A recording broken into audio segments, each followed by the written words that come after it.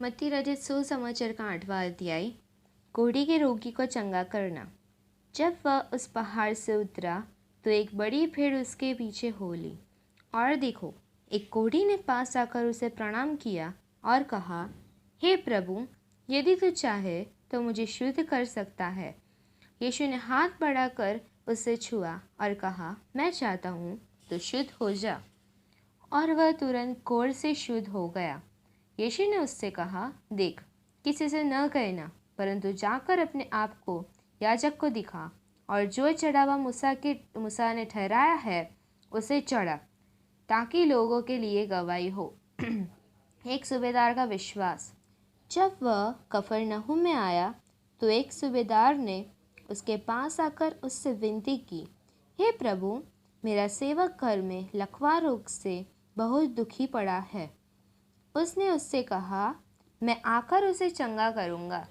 सूबेदार ने उत्तर दिया, हे प्रभु, मैं इस योग्य नहीं कि तू मेरी छत तले आए, परंतु केवल मुख से कह दे तो मेरा सेवक चंगा हो जाएगा, क्योंकि मैं भी पराधीन मनुष्य हूँ और सिपाही मेरे अधीन है।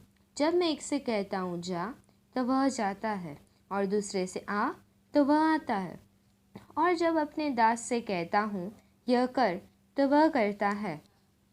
यह सुनकर यीशु को अचंभा हुआ और जो उसके पीछे आ रहे थे उनसे कहा, मैं तुमसे सच कहता हूँ कि मैंने इज़राइल में भी ऐसा विश्वास नहीं पाया। और मैं तुमसे कहता हूँ कि पूर्व और पश्चिम से बहुत से लोग आकर अब्राहम और इसहाक और याकूब के साथ स्वर्ग के राज्य में बैठेंगे, परंतु राज्य के संतान बाहर अंधकार में डाल दिए जाएंगे। वहाँ रोना और दांत का पिसना होगा। तब यीशु ने सूबेदार से कहा, जा, जैसा तेरा विश्वास है वैसा ही तेरे लिए हो। और उसका सेवक उसी घड़ी चंगा हो गया। अनेक रोगियों को चंगा करना। यीशु जब पतरस के घर आया तो उसने उसकी सास को ज्वर में पड़ी देखा। उसने उसका हाथ छुआ और उसका ज्वर उतर गया, और वह उठकर उसकी सेवा करने लगी। जब संध्या हुई तब वे उसके पास बहुत से लोगों को लाए जिनमें दुष्ट आत्माएं थी, और उसने उन आत्माओं को अपने वचन से निकाल दिया और सब बीमारों को चंगा किया, ताकि जो वचन यशायाह भविष्यवक्ता के द्वारा कहा गया था वह पूरा हो। उसने आप हमारी दुर्बलताओं को ले लिया और हमारी बीमारियों को उठा लिया। यीशु का शिष्य बनने का मूल्य। यीशु ने जब अपने चारों ओर एक बड़ी भीड़ देखी तो झील के उस पार जाने की आज्ञा दी। तब एक शास्त्री ने पास आकर उससे कहा, हे गुरु, जहाँ कहीं तू जाएगा मैं तेरे पीछे हो लूँगा।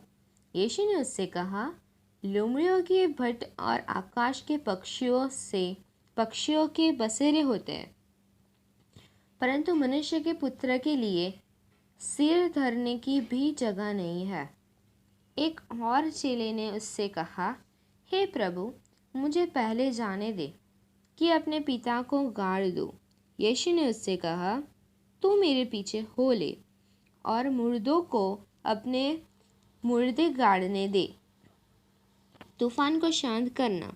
जब वह नाव पर चढ़ा तो उसके चेले उसके पीछे हो लिए, और देखो, झील में एक ऐसा बड़ा तूफान उठा कि नाव लहरों से ढकने लगी और वह सो रहा था। तब चेलों ने पास आकर उसे जगाया और कहा, हे प्रभु, हमें बचा, हम नष्ट हुए जाते हैं। उसने उनसे कहा, हे अल्पविश्वासियों, क्यों डरते हो? तब उसने उठकर आंधी और पानी को डांटा और सब शांत हो गया, और वे अचंभा करके कहने लगे, यह कैसा मनुष्य है कि आंधी और पानी भी उसकी आज्ञा मानते हैं। दुष्ट आत्माग्रस्त मनुष्यों को चंगा करना। जब वह उस पार गदरेनियों के देश में पहुंचा तो दो मनुष्य जिनमें दुष्ट आत्माएं थीं कब्रों से निकलते हुए उसे मिले। वे इतने प्रचंड थे कि कोई उस मार्ग से जा नहीं सकता था। उन्होंने चिल्ला कर कहा, हे परमेश्वर के पुत्र, हमारा तुझसे क्या काम? क्या तू समय से पहले हमें दुख देने यहाँ आया है? उनसे कुछ दूर बहुत से सूअरों का एक झुंड चर रहा था। दुष्ट आत्माओं ने उससे यह कहकर विनती की, यदि तू हमें निकालता है तो उस सूअरों के झुंड में भेज दे। उसने उनसे कहा, जाओ। और वे निकलकर सूअरों में पेट गए। और देखो, सारा झुंड कड़ाड़े पर से झपट कर पानी में जा पड़ा और डूब मरा।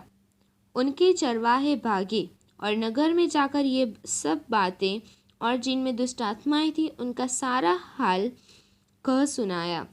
तब सारे नगर के लोग यीशु से भेंट करने को निकल आए और उसे देखकर विनती की कि हमारे सीमा से बाहर चला जा। आमीन।